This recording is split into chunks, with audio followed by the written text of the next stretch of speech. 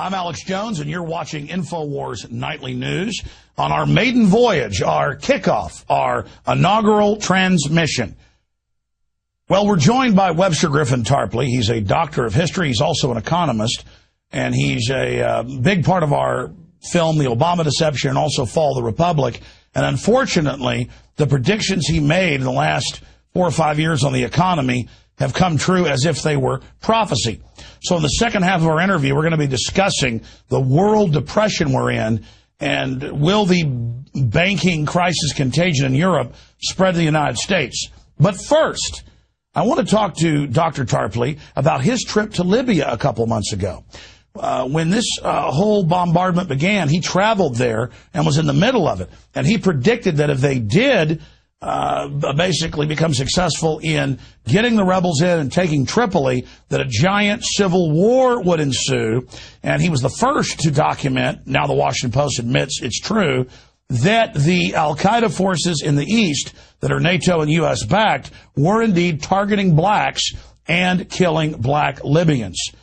On top of that, Gaddafi is still at large and has said that he vows to fight on, and CNN was forced to report. Analysis: battle for Libya not quite over. Gaddafi endgame. Rebels extend surrender deadline by 1 week. He's always going to surrender in a week. So with more on this is Webster Griffin Tarpley, who's actually been to Libya under the bombardment. Webster, thank you for joining us. Hello, Alex. Congratulations on your new program. More power to you. Well, we're doing everything we can to try to get the truth out to people. Webster, you've been to Libya.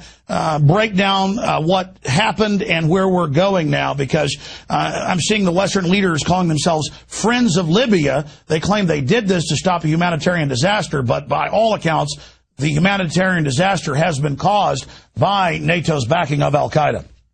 Well, of course, we've got a situation where NATO bombing continues. And if NATO is bombing, it means that there's resistance, because NATO bombs where people are fighting back. And this is particularly the city of Sirte. It's the best part of 100,000 people on the coast of the Mediterranean. It has now been surrounded by Al Qaeda rebel forces.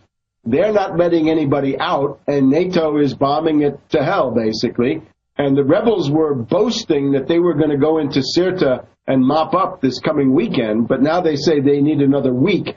What it means is that these cowardly Al-Qaeda people don't want to have a pitched battle. They want another week of NATO bombing. One of the big stories is how many rebels have been killed. They have had very, very heavy losses, and their ability to carry on at the current level is certainly not automatic. But I think what we ought to focus on is genocide in Sirte. It is a huge international humanitarian emergency. Basically, if you're in Sirte and you're not willing to kowtow to Al Qaeda and put down your gun, and most of the people do have guns, you're going to be bombed by NATO. And of course, once those rebels get in there, there's